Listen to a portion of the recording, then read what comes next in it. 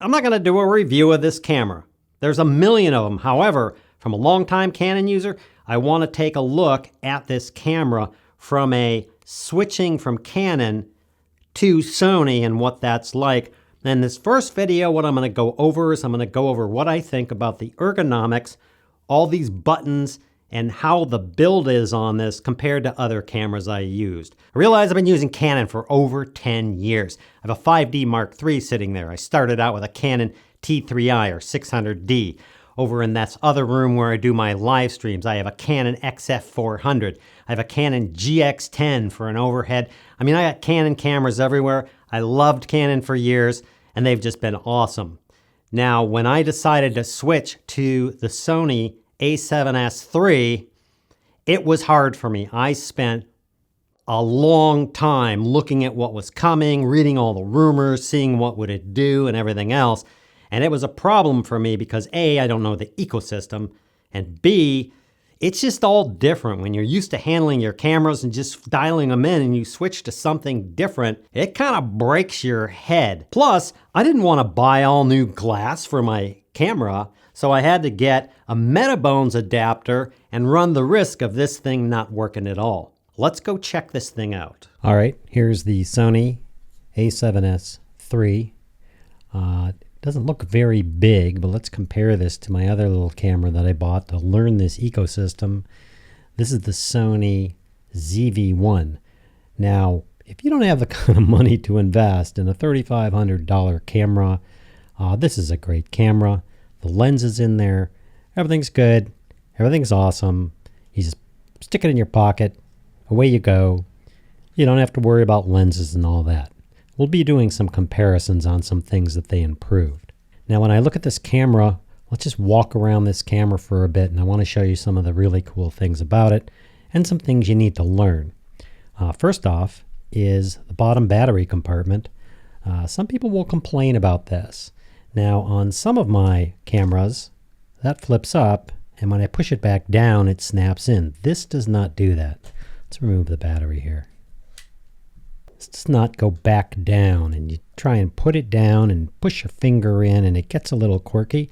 You just need to develop a new way as a Canon user of opening and closing the battery door. And in fact, if you practice this, you move your finger down, and then you slide your finger down and over like this.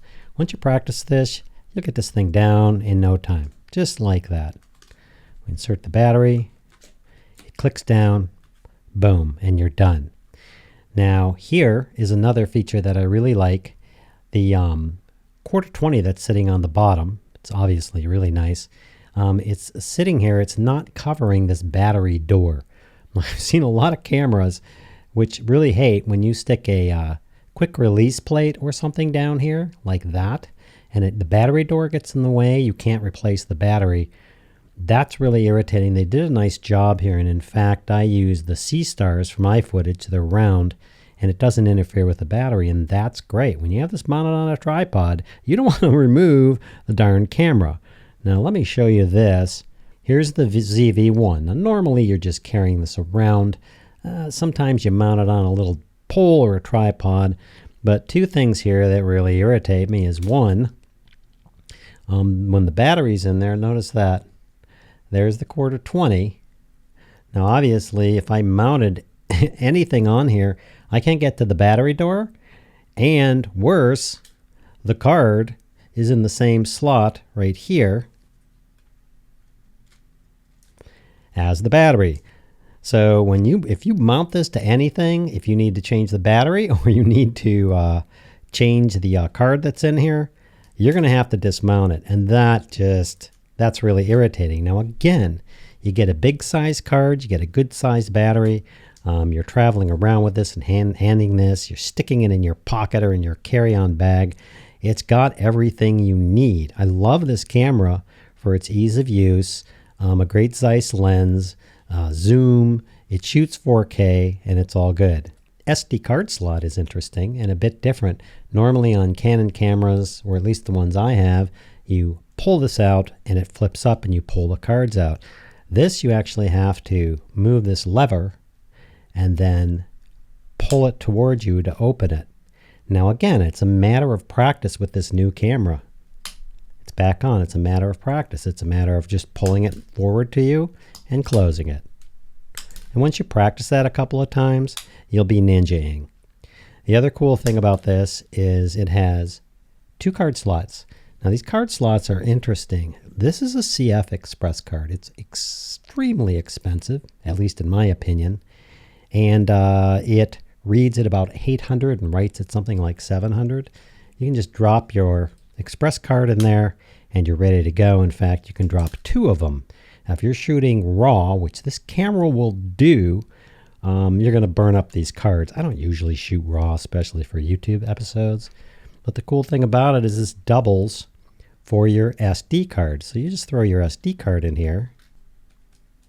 So whatever SD card you have here. So if you don't want to spend like $1 bajillion and you're shooting in 420 and you're just shooting whatever, you need a good speed card, but you don't need to spend, I don't know what this is, 100, 200 bucks per these cards. So that's really nice. Back into the ergonomics. Now the next thing I notice here is this Eyecup. This Eyecup is really nice. It's much like some of my camcorders or my higher end things, where if you have the screen on, let's see if this works with my hand. If you have the screen on like this and you put your face there, it detects the face is there and it turns it off. That's really nice. I really like that, and I believe you can disable that in the menu. So that's a really nice feature, and this screen is spectacular, and I can't really show that to you at this moment. The other thing I like is these wear out over time. Now remember, I bought this camera to last me like my 5D Mark III, to last me the next 3, 4, 5, whatever years. These can wear out over a period of years. Very simply, you just take this off, you go get a new one, you replace the Eyecup, and you throw this back on here. I don't think they have these, but I imagine sometimes people make bigger Eyecups. I usually use the screen. Really, really nice on that. Now here's some interesting stuff over here on the side that I really, really like. First off, all these covers, like normally on the cameras I have, they're usually these rubberized covers, and you open them up and they flap all over. These are actual hinged covers. You see the hinge in here, and I love that. They close and open. You know you're opening it. They don't flop around. The other thing is this has a full HDMI. You don't have to go buying these mini things and adapters and everything else. You just go grab your HDMI cable and you plug it in. That's a huge plus if you're going to be live streaming, if you're going to be shooting this thing out to another monitor or anything like that. Huge, huge. That's huge. Over here at the top, we have right here our mic. It's red, so you can see it. It doesn't get buried. Next slot, and again, I love these hinged covers. Next slot over here, this is your headphone jack. I love that they put a headphone jack on this. For instance, on the ZV-1 I showed you, there's no headphone jack. That's okay. I don't mind so much because I don't usually record my audio to the internals of the camera. I'm going to have to check out the audio later on here and see if it's okay. I usually record a really high end, like a Mix Pre 3 or something like that. Love these. The next is we have this slot here. Now this is for charging it. It's a super fast charger. You can also hook it up. They give you the plug that fits that can just go into this charger here, and you can plug into a USB type thing. And they also give you a battery charger. It comes with it. And of course, the battery just fits in there and charges it up. That's really cool. On this side, there's some really interesting thing that I haven't seen in, at least in any of the cameras that I've purchased. I immediately saw this gizmo and I went, well, what is this thing that we have here? And I started looking at it. Again, it's well built. It's a plunger type screw. And I went, aha, I know what this is. You open up your HDMI port. You open up this edge over here. And what you can do is you can land this thing. And this just sits right in here. You push the plunger down. It bites. And now it's on there. It's not going anywhere. What happens is this allows you to hook this HDMI cable up here. You'll see right there, HDMI. and the cable comes out, and you can wrap, you can loosen this thing up, and you can put your cable through here. Now you're not having your cable fly all over the place or go all over the place like that, and also keep these cables in there secure. So that way, when you're sitting here with something plugged in like this, I mean, that's nice and that's perfect. The way that feels is perfect. You're not sitting here with these cables running around or being knocked around and jarring the internals of this, which I've had on the other cameras, like my Canon cameras. That is a really sweet addition. I'm really glad they included that because that's going to help with cable management, and it's going to help to make sure that I don't screw up these little guys here by having the cable move back and forth. It holds them nice and tight. That's really good, and I haven't seen that on any of my Canon cameras. Of course, I don't have the new ones, but that's besides the point. Next, I like this layout coming from a Canon type layout. This is pretty nice. This is sort of like my 5D Mark III and very familiar. It's got this, which you can pivot back and forth and use for different things. You can actually press this and set this to get focus. It's got a wheel, very nice. It's slightly clicky, but it works just like my Canon. Left, right, up, down, function button. The trash can is here. The play button and review button is here. The other cool thing about this is, unlike my Canon, as I can just, while I'm sitting there with a photo, I can just press the function button and send it over Wi-Fi to my iPad or send my videos or whatever if I want to share them on social media. This button, autofocus on and off. Now you'll notice you have the C1 button, and over here you have a C2 up here. You have a C3 button here. You have a C4 button down here. That means you can reprogram this trash can, which I would just leave it and I wouldn't reprogram it. I thought to myself, why didn't they just have a single button? C1, C2, C3, C4. And that way I could just multi-press the button and just go through those. You'll also notice they're up here. And then I realized that if I go and I shoot something, let's say I'm set up for an interview shot, it's the end of the day, I have my camera perfectly dialed in, and I save that to say C1.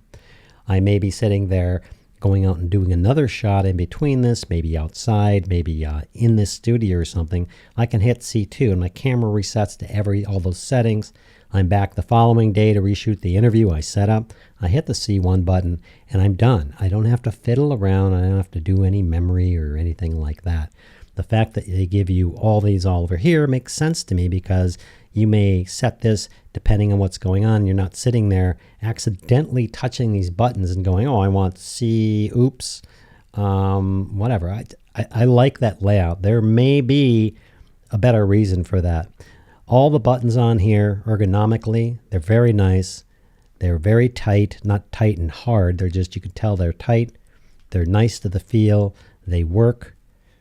There's a positive action on them, but they're not clicky. Same with this button. This is your, unlike the Canon cameras, this one is for photos. You turn the camera on, you hold down halfway to focus, and you press to take a picture.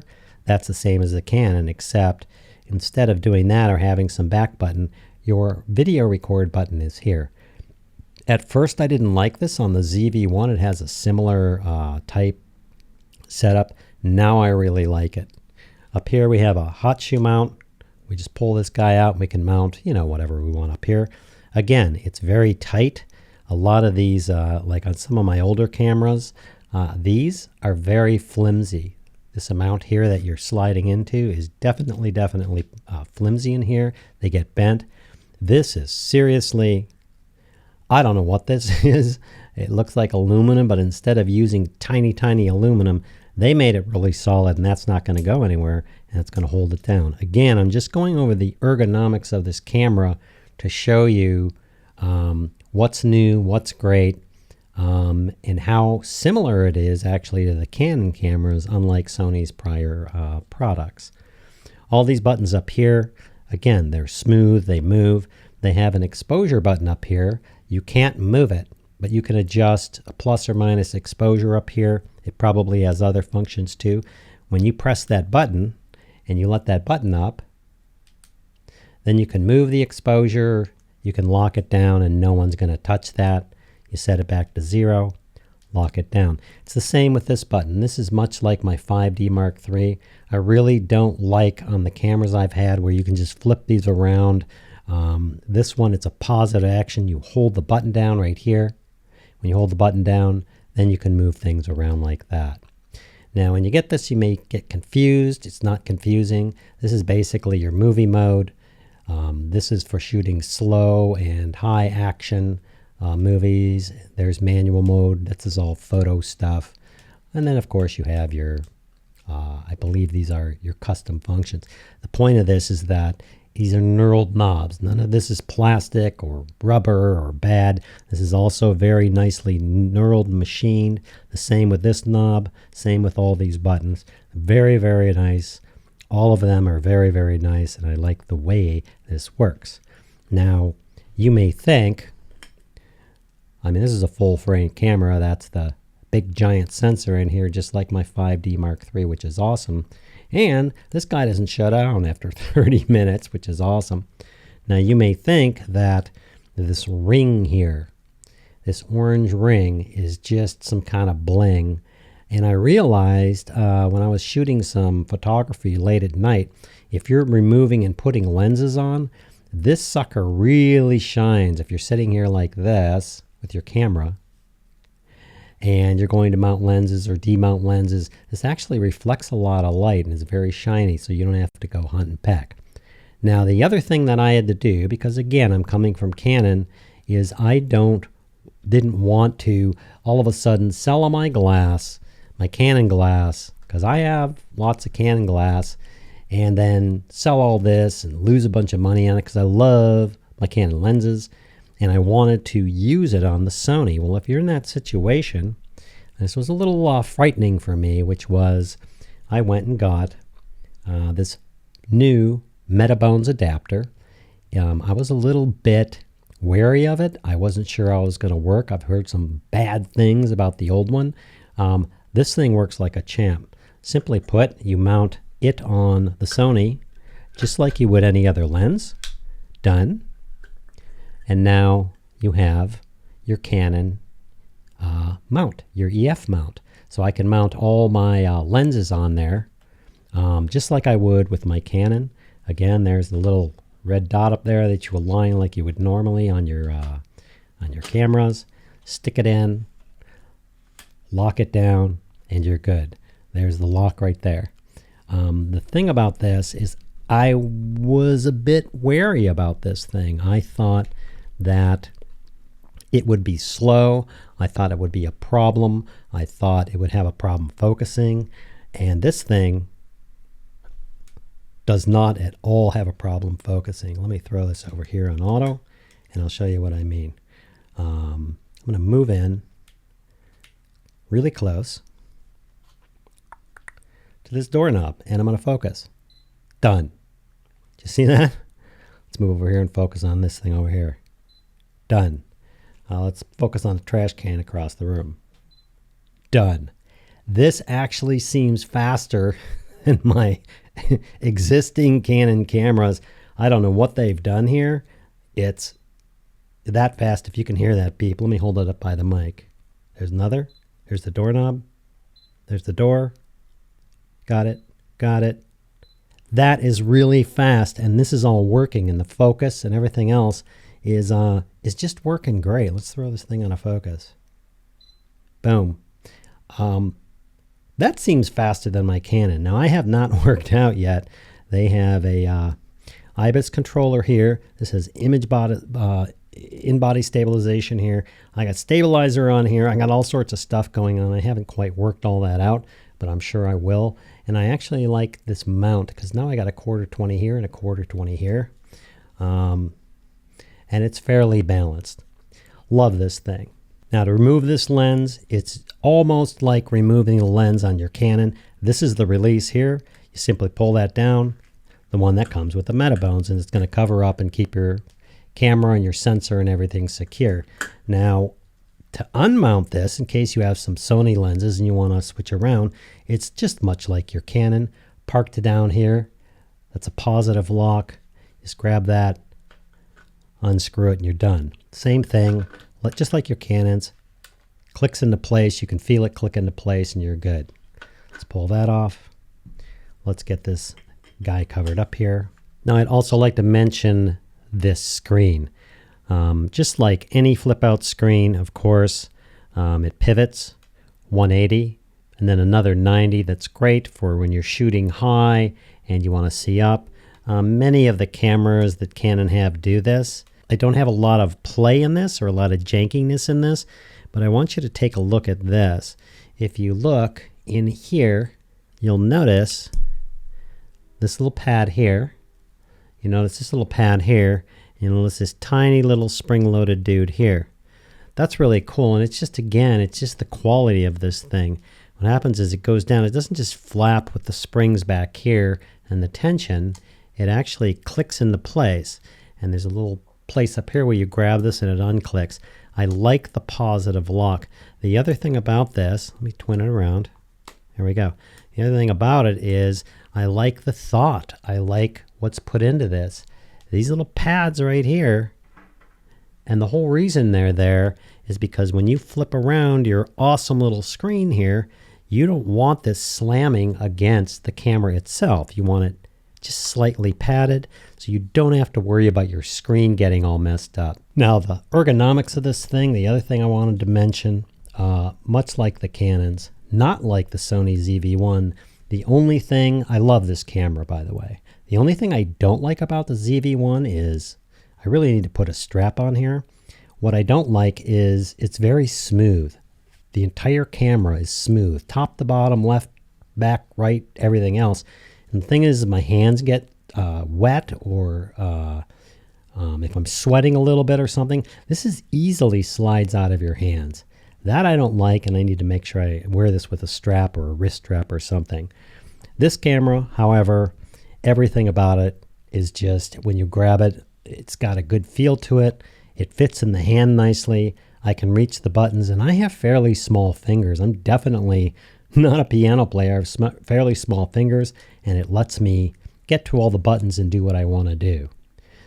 The last thing, and this was going to be a bit of a complaint about this camera, is this is for the strap.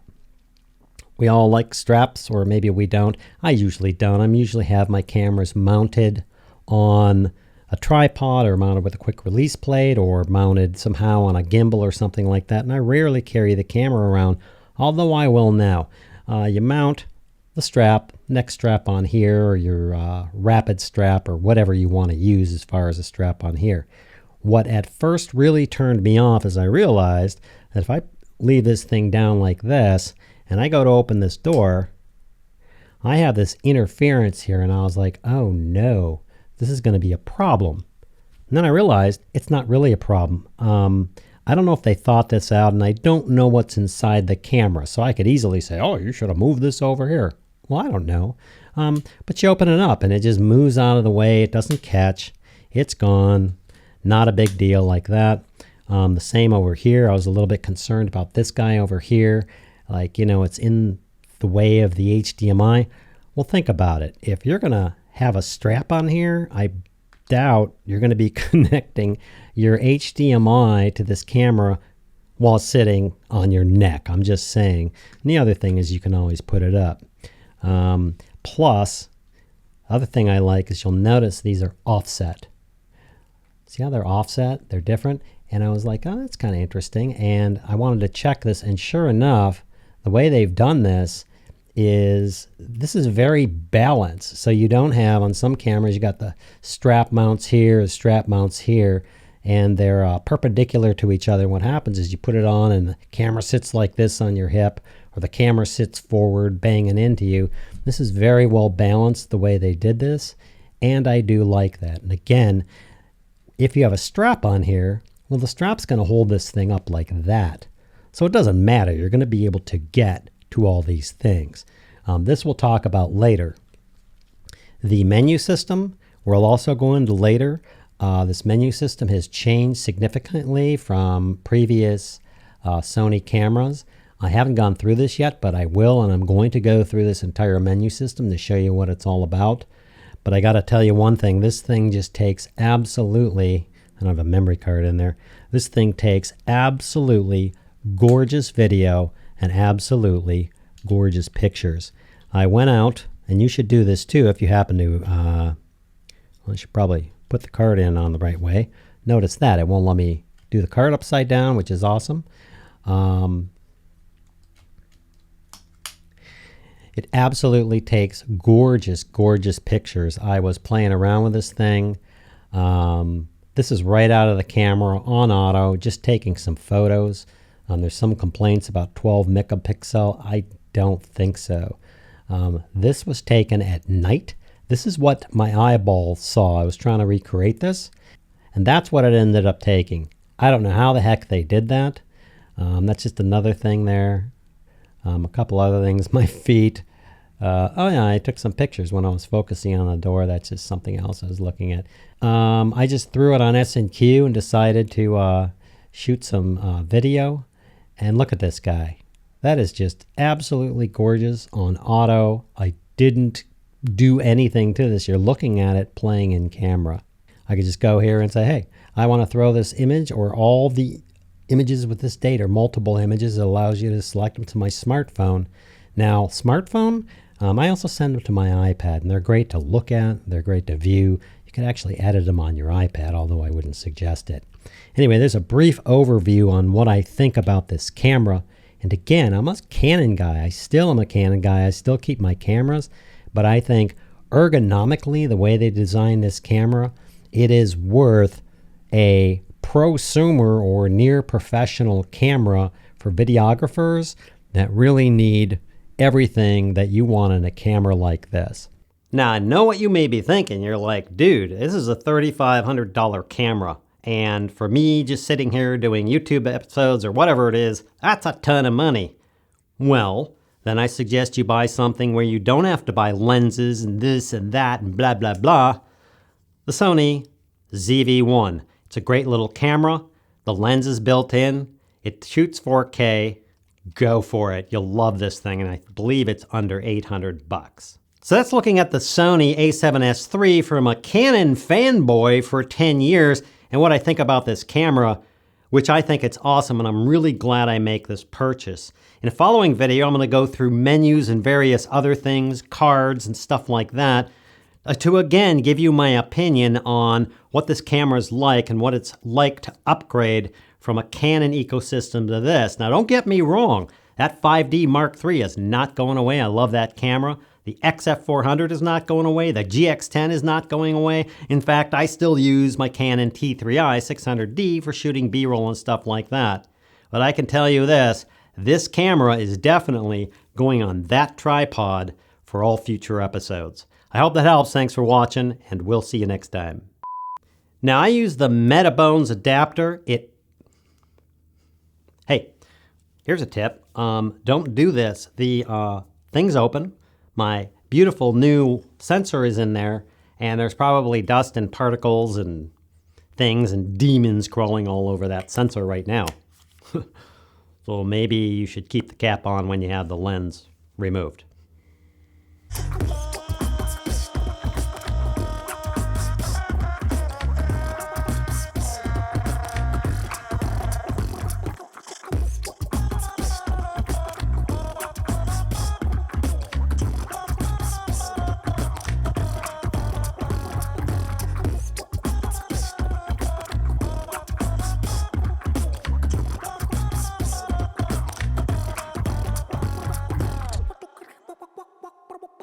Go.